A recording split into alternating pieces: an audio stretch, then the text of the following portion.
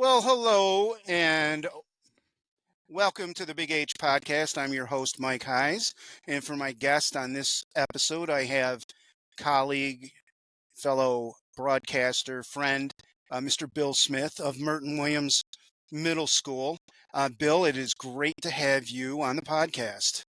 Coach Heiss, I'm flattered you'd want me on here, so thanks, man. All right, man. All right, now, so our format is like we usually get to know you a little bit, and doing that, I like to go back to some biographical information Sure. on the life and times of Bill Smith. So, start a little bit about when you were born, where you were born, parents, and things of that nature. I was born and raised in Buffalo, just north of Buffalo, in a town called Kenmore. It bordered Buffalo, so I just say I'm from Buffalo, New York. My folks were from there. I was there for most of my life up until graduating college. Then I moved to Rochester. It was after moving to Rochester that I decided to go into education. So I did my grad work I had done my undergrad at Fredonia, had a great education there in art.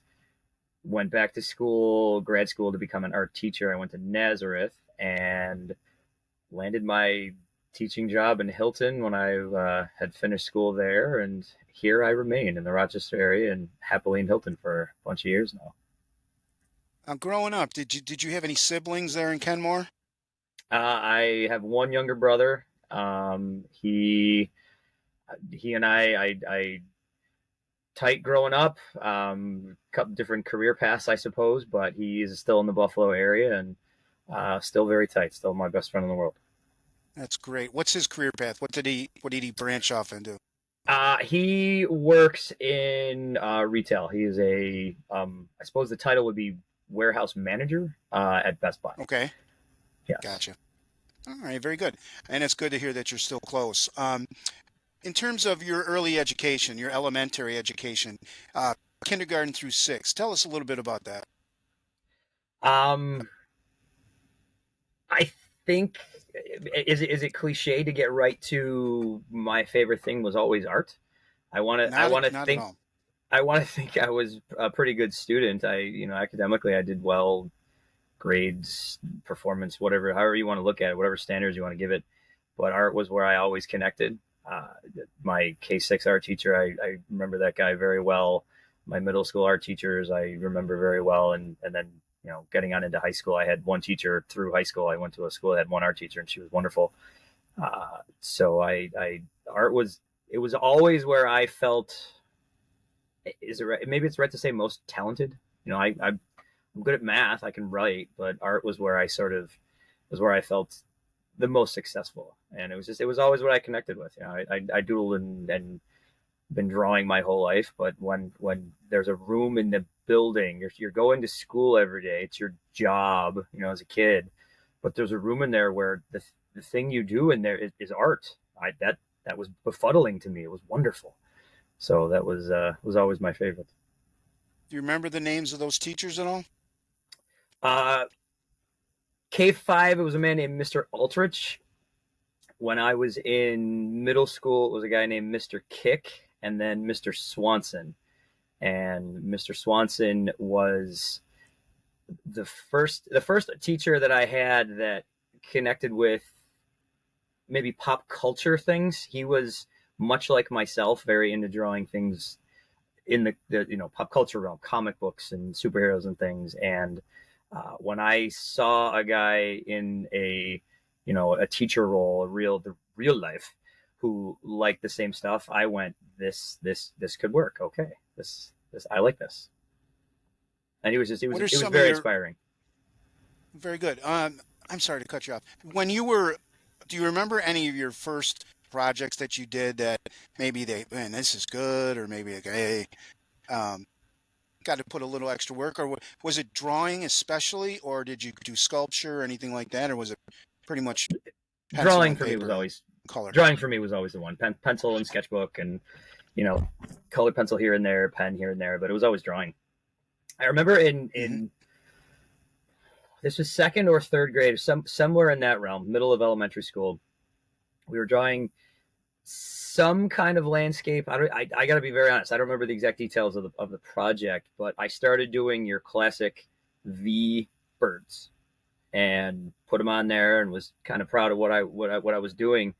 And my art teacher, he gave me a friendly but stern look, and he said, "No, come here, and Billy, this is how we do birds." And he just showed me just how to manipulate, just to make it more of an organic shape, just to make it just this much more realistic.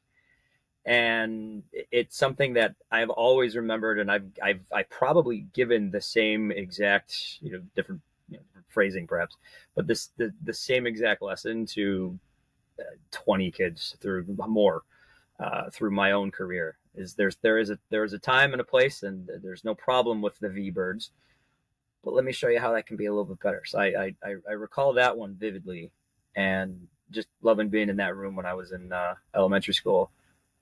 And into middle school, I would say that the thing if this was what you're angling for, forgive me, most proud of, I did a mural on the wall of that art room that, to my knowledge, is still there. The school closed a number of years ago. It's no longer a middle school. Mm-hmm. But right up until the last days of it, my aunt was a TA in that building, and she said it was still there.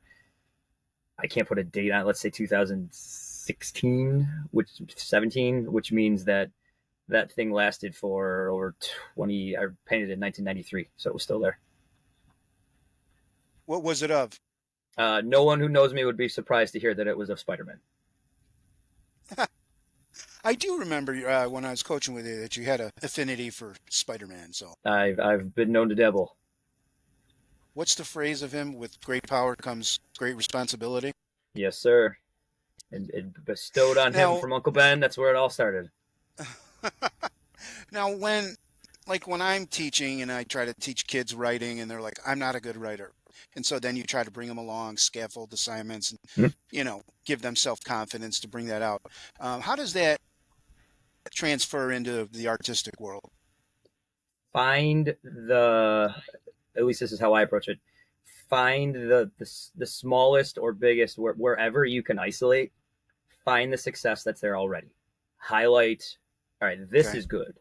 They're trying to draw a dog, and the outline, the contour of the head. This is excellent. This shape is fabulous. The shape of the nose. This is a little wonky. This is a little off. We can adjust here. Start in with what they've already done well, because there is, and that's not a gimmick. That's not a ploy. There is always something that was done well, no matter how bad is the wrong word, but no matter how inaccurate, no matter how bad a student thinks the work is, something strong is there. It might be this much of it, but it's there. And if I can anchor in on that and grow from that point, or grow from that moment, it helps a lot. Now, obviously, you have a huge interest in art. What about sports? I've always been a huge fan. Want to give that the origins of that, probably, and just, I don't know, growing up a big sports fan, probably want to give all that love to my dad. Wearing this, you got the Bills right here. I'm kind of stuck with my Buffalo teams. The Sabres are not good, and they haven't been for a number of years, but I'm stuck with them. The Bills, as a someone who in the middle school, there's a whole mess of us that are ardent Bills supporters. I'm one of the ones that bleeds their colors and rolls in on Monday morning excited to talk about it, or angry to talk about it, or everything in between. But my dad was a big sports guy his whole life, and that's kind of where that love began. I played baseball much of my life. It was really the only organized thing. I played a lot of tennis too. The only organized thing, but there was always a football game on, or a hockey game on, or a baseball game on. It was always on the TV, and it was always something around. And it's where it all began. And in Buffalo, you're stuck with your teams, or at least I am, and you grow from there. And I found my way to a baseball team. Didn't go with Dad's Yankees, but I have a love for baseball. So that's a long-winded way of saying it started with my dad. Right. Good. Me too. Were you in any clubs in high school, or any other hobbies? I apply like I said, there was sports appreciation things that we did. There was a um, card game club that I was in where we did, like collectible card games. The stuff that was really popular in the '90s. Um, Art clubs, uh, charitable things through my high school. I went to a high school in Buffalo, St. Joe's, a private school. I was a part of a couple of societies that did, food drives and charity, with a charity focus, I suppose. Um, did a lot of drawing, did a lot of art, did a lot of comic book reading. It was a big part of my, and honestly, after school, played a lot of pickup sports, tons and tons. My afternoons were usually throwing a ball, throwing a football, hitting a hockey puck with my friends. No, and let's if we move on to your college days. Obviously, Fredonia is really close to where you grew up. How did that decision come to be had to go to Fredonia? Was it just a good art school and everything, or what It laid on it your mind on was there? it was a SUNY school that was close enough, but not too close. It was among the better art schools in the entire state. It's dynamite. It's gotten even better even since I was there. The program was really good. I really connected with the teachers when I looked at the place, the professors that I met when I toured, and gosh, this would have been 96, 97, Okay. and had great teachers going through there, and really enjoyed the campus. Liked it a lot. It helped that a couple of my best friends were going there also, so there was a connection there. I had a cousin who'd gone there and sort of prepped me as well, so there were a lot of factors. The art piece was big, and it was really strong there. I looked at a couple other places, but Fredonia is where I landed. Now, did you live on campus or did you live at home and commute? Commuting would have been over an hour, so it was far enough that the way I was looked at it and the way I say it now is it was far enough that my parents couldn't just show up. But it was close enough that if I needed to make a phone call and ask someone to show up, they could.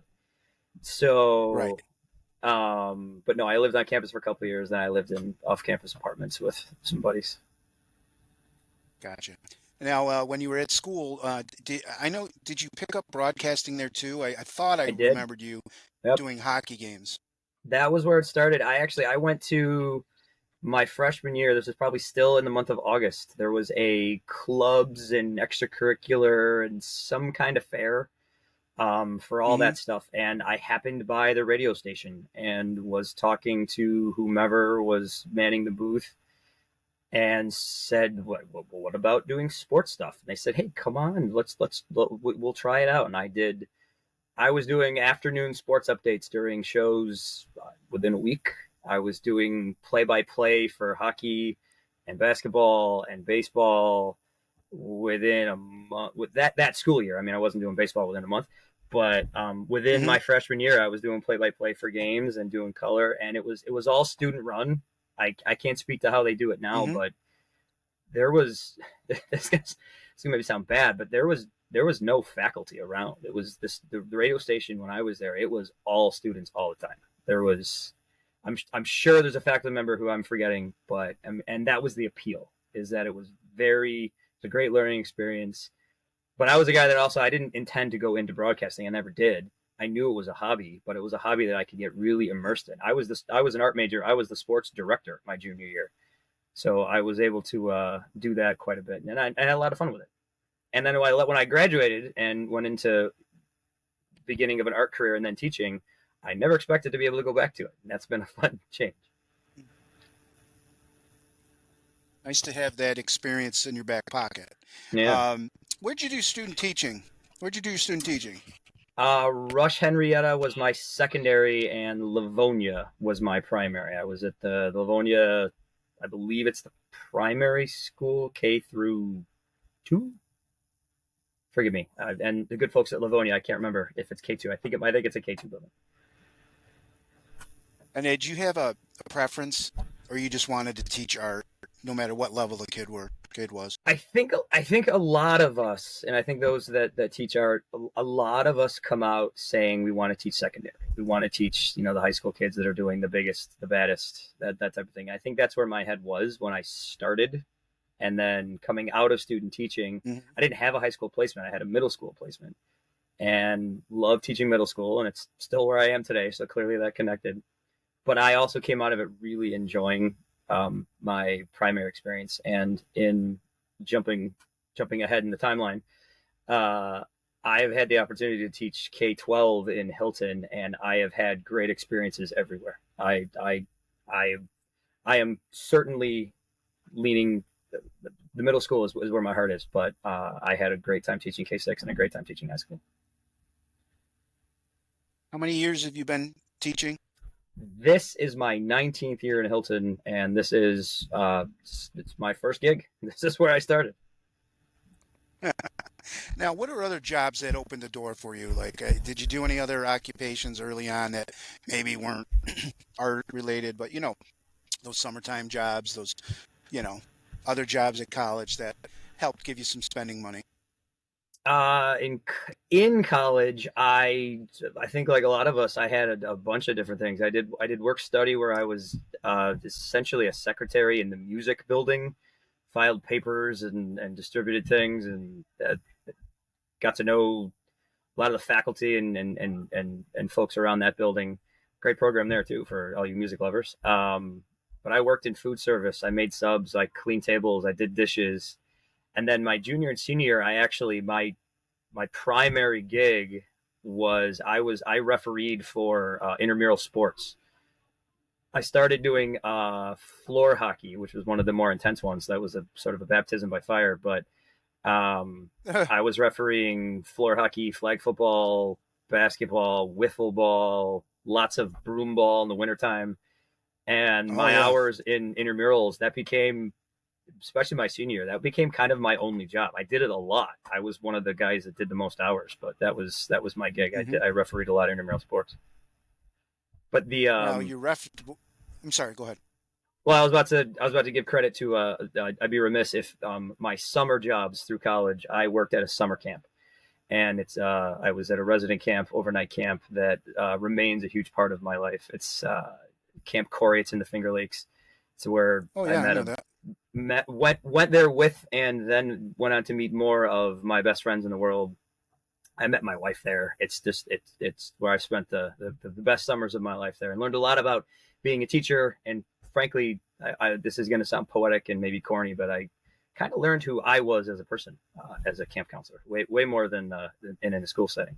But that job set me up to be a teacher, maybe more than anything I've ever done. Well, I'm going to piggyback on that question. What did you learn about yourself as a camp counselor that kind of solidified your skills or opened your eyes to as an educator or as a person? It was an environment where you didn't have to be shy. It was I was a quiet Hmm. kid, and I think anyone that's ever been in my classroom may not. I mean, I have a I have a voice that projects in my classroom, which I like to think I do. I've there's more than one teacher in my hallways had to close their door just because I'm teaching, nothing else. And I'm never offended. I get it. But I was a shy kid. I really was. I was really into my geeky stuff, and I was pretty quiet about it. And at Corey at summer camp, it was where it didn't matter who was who. We were all kind of out for the same thing, to just entertain and take good care of the kids that were there, and to have a good time and give everybody that comes through there a good experience. And with that being a kids summer camp, it's where I learned I could maybe teach. I resisted teaching. It wasn't something I wanted. I shouldn't say resisted.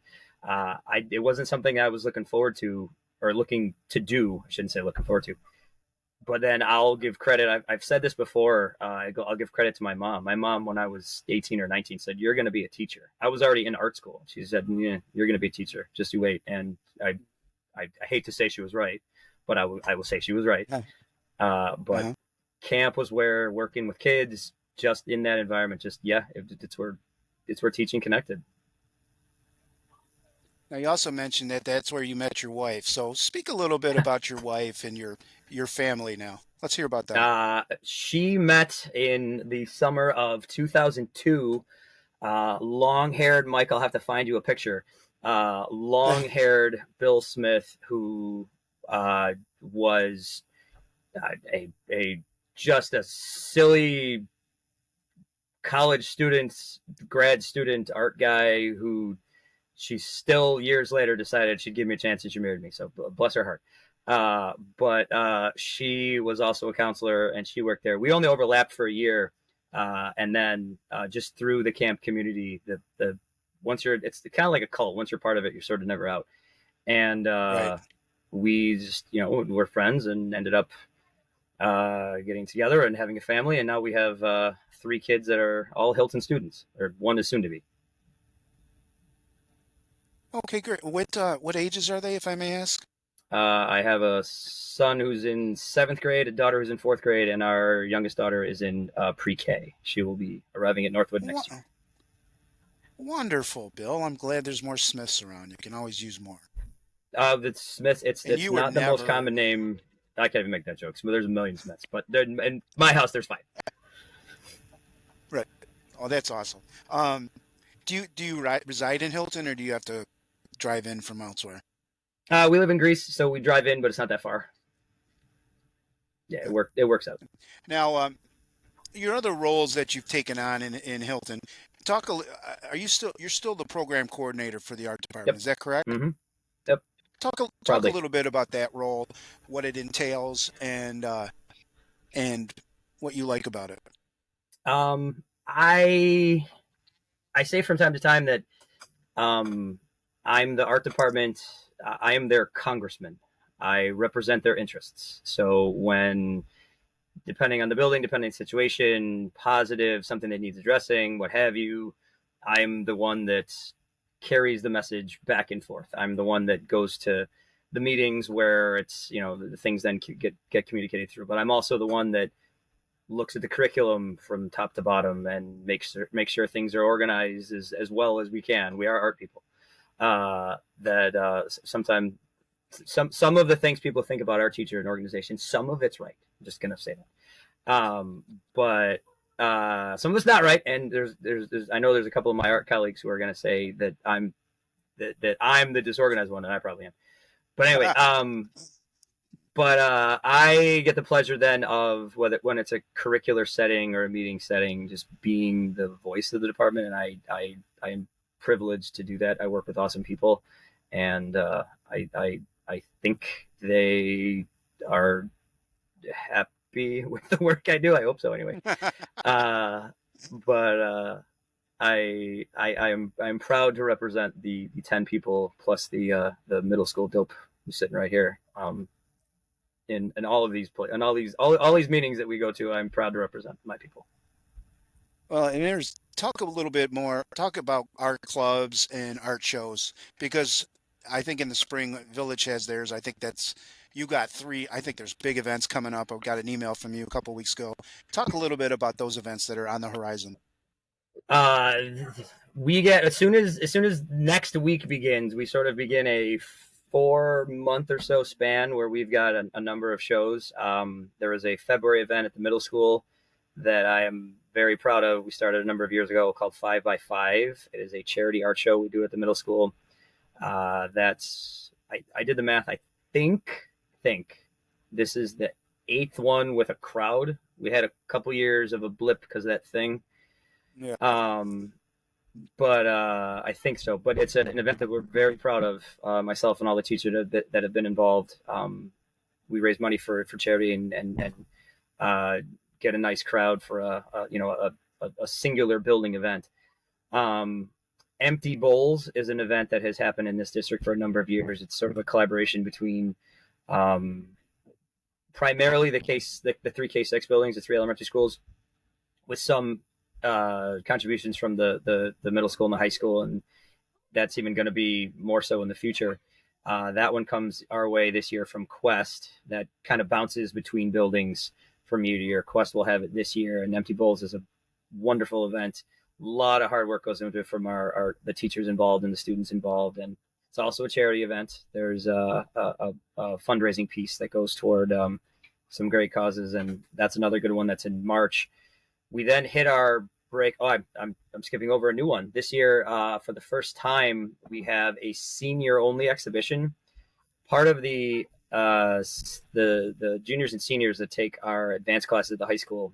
Part of the diploma program requirements that they have with their assessment is they put on an exhibition. And this year there's a big class of seniors, and we'd like to host a specific show externally. So we're actually having an exhibition at the community center up on what used to be, I believe, the auditorium when it was a high school many moons ago. So there will be a senior exhibition in that space, and that'll be the same week of Empty Bowls, and the opening will actually be the same evening across the street. So if folks are so inclined, go have your meal and see your wonderful work from the elementary students at Empty Bowls, and then let's hope the weather permits a nice little stroll across the street to the community center where you can see some of the incredible work from our senior class. I'm sorry, go ahead. Well, and then I'd be remiss if I didn't. In the month of May, you've got your building shows in Village, Quest, Northwood, and the high school, and then the building show at Merton Williams, which is also a concert, is in June. So we have the five sort of biggest might not be the right word, and Empty Bowls for all its parts maybe the biggest. They're all big in their own way, but the largest assortment of work on display is certainly the five building shows that come in May and June, and each one is incredible, and each one is a great display of a year's worth of awesome work. And every teacher and every student artist that we work with, you see some amazing things, and I'm glowingly proud of it. Probably because I'm not just a PC, but a guy that's worked in the district a long time, worked with these teachers a long time, is a parent now for a long time in the district, and I'm very proud of the work that everybody does. They should be, because it is impressive, and every year I look forward to the spring. And poor Emily Sears looks like her fingers are going to bleed with all that masking tape she's putting on, but she does it with a smile. Another thing that I've really enjoyed is the district calendar always includes artwork from the kids around the district. Do you have any hand in putting that together? No,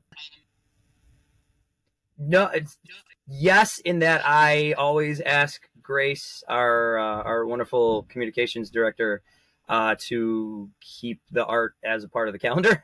I get in her ear maybe once a year, every other year, because I think it's something that's at this point a tradition that people really appreciate.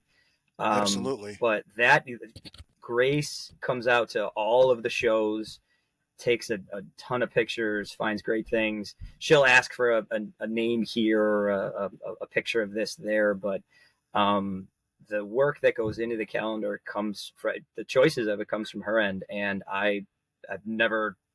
she's never made a bad choice. I love the calendar as it's a great sort of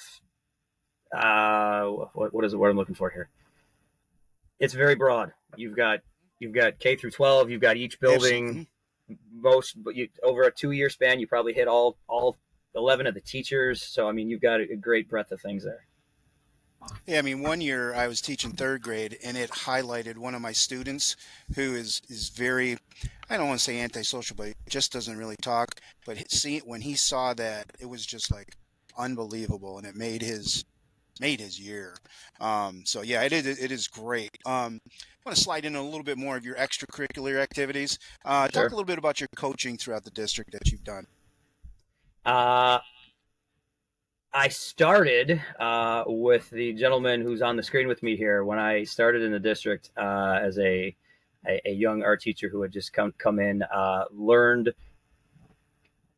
randomly is maybe the wrong word, but learned sort of happenstance that the varsity baseball coach was in my building. Introduced myself to him, said, "Hey, played a lot of baseball, would love to help out in some way," and he quickly connected me with you. I worked with this guy here. I don't know if I'm pointing the right direction when people see this. So wherever Mike is, worked with that guy for a year. And Coach Heiss, I will immediately say I learned a ton about coaching from you right away. Certainly quite a bit about baseball, but the coaching side of it, I learned a lot. I did that role with baseball with Mod A, with Mod B, a little bit with here and there with Coach D'Agostino and JV, until I landed with. I spent 1 year. I sort of slid over and I helped out with Coach Jeff Parazek and East Ridge softball. I was his varsity assistant for a year, and then came back and I was the proudly the JV coach for Hilton softball program for 11 years, and then I did a year in mod. And I actually, with my own kids' lives getting busier, I have stepped away for the time being. I can't say I'll never be back, but I stepped away. But I did 10 or 11 years in the softball program and loved it. Loved working with all the coaches. Coach Santola runs a great program. Love the kids. Love the game of baseball / softball, and it was great. Okay, you were good at it too, Bill. You were fun to work with, and I think you were working with me for free, and that's really a blessing. So, you know what? I worked with you and with Coach Wheelahan and with Coach D'Amico and Coach D'Agostino. I was technically, yes, for free. I was maybe paid in hats like that one, and a T-shirt here and there and that. But it was an awesome experience, and it when I finally did have a gig that paid me actual money, I had learned a ton, so it was great. Sure. How about announcing? Like, let's first talk maybe a little bit about varsity media, where that skill and that experience from college came back to be fruitful now. So there was, and I think you worked with him quite a bit, with Village Radio that started in 2015, 16. Yeah, I'm terrible with the years, but take it from here. Somewhere in there. And I believe, and you can fill in my gaps if I'm wrong, you were calling football games. That was something that RJ, who was the mastermind behind Village Radio and did some amazing stuff, you guys were doing football, and I got wind of it, and maybe they started doing basketball first, I'm not sure. And I got a wind of that and went to Mike Ceruzzi, our athletic director, and said, well, what about hockey? And he connected me with RJ, and we started doing hockey. Hockey was one that I did at Fredonia, and it was my favorite one to do. I love the pace of the game. I love calling it. I think I'm kind of good at it. I don't know. Absolutely. Yes, you are. I appreciate that. I put that fishing rod out, and he baited that and took it and complimented me. Thanks, coach. So that's where that started. And then when varsity media picked up in the area and started covering some games, they were using announcers either from the school or just kind of local. And I got connected through RJ and then through Mike and then through those channels. And Ben Turchin, love working with his company because I get the opportunity when it's Hilton games to do play-by-play for, hockey here, basketball there. But I've also been fortunate that when Ben is in need, if there's I did Webster football in the fall. I've done basketball sectional games that didn't involve the cadets. I did it last winter. I did I may have the classes wrong, but I did 4 girls sectional finals. I believe it was C1, C2, B, and AA, all in one day. Okay. It was for varsity media, and it is like I mentioned when I left Fredonia, I had no intention of going into broadcasting professionally, but this has given me the opportunity to do just a little of it. And it's a great hobby, and it does, there's a little pay involved, which is another thing, which is good about it. But it's tons of fun, and I really enjoy it. Sorry about that. What is that, a cat? My cat just walked by. Yes. We just got a couple more questions here, Bill, and then I'll let you get to your family. And I think you've kind of already insinuated on this. What's your advice to a young artist, to that kid that has some ability but has some trepidation? What do you say to that student? I would say keep doing your thing. I would want to know, not to pull apart your question, I'd want to know maybe where the trepidation lies. Is it what they're drawing embarrasses them? Is it that they're drawing? Is it someone at some point told them they either weren't good or maybe they were good and they don't know how to keep going? I'd want to know maybe where that weariness begins. But like any skill, Connor McDavid didn't get good at hockey by watching hockey. He got good by practicing. LeBron didn't become what LeBron is by watching Michael Jordan. He went out and shot tens of thousands of shots. So just Mm-hmm. like with sports and any skill, practice, draw. When kids show me things, I'm always quick to say, this is fantastic, this is great. You know what you could do with this color, you know what you could do with this line, and just hope that, oh yeah, that's right, and click that spark. Practice, practice, practice. And this is my final question before final thoughts. And Sure. can you give us 3 words that might describe the Hilton community, the Hilton School District for you? Ooh, only 3. You can take as many as you want. It's your show, your podcast. Proud. I think the the families, the people that live and pay taxes, the teachers, the kids themselves. I think we're proud of the red and the black, the 5 schools, the community itself. I think um, you kind of feel it when you talk to people. I think that's the right way to put it. Mm-hmm. Mm-hmm. Um, I'm I'm someone that, when my wife and I were looking to land and buy a house, when we were beginning our married life, we Hilton was purposefully what we wanted to do. She teaches in Spencerport. It was kind of, we would have been happy either way, but I think we're both very proud of where we landed with Hilton. Welcoming. I'd like to think that's true. I, I've never known anybody from on my in my sphere of influence to not be. Um, I new students, new teachers. Come on in, let's go. I want to think that's right. Um, and I'm having a hard time, not because there aren't choices, but because I'm trying to narrow it down. Um, I'm going to say creative. I think the music program, Shallon Pastilli, the PC on, and her entire team of colleagues, and then my entire team of colleagues. I think music and art. I think we have excellent programs. I'm saying that on behalf of the people that I get to work with. I think creative is a way to go. And there's a lot of creativity in sports. There's a lot of creativity in the sciences. There's a lot of creativity in a lot of places. I think that's something we try to foster. Well, I think it's hard to narrow 3 down, and I think you nailed 3 down. And Bill, I've known you your entire career at Hilton, and there's one thing that I can say is you're one of the most positive people I know. And whenever I run into you in the building or at a sporting event, you're always got that smile on your face. You address me as Coach Heise. You have that feel that you are proud to be in the district, and you're proud to be amongst your colleagues and amongst the students. And people like you make me proud to be part of the Hilton Central District. And I'm really glad you came on our podcast so people see you and keep doing what you're doing. And I I I Hilton, certainly plan to, and I'm very flattered to hear you say all that, Coach. In my early coaching career, I certainly learned a ton. But you're a pretty positive stand up guy yourself, there, fella. I get the smiles thank you. right back. Don't undersell Yeah. yourself. Okay. Well, Bill, this has been Mike Heise with the Big H Podcast with Mr. Bill Smith.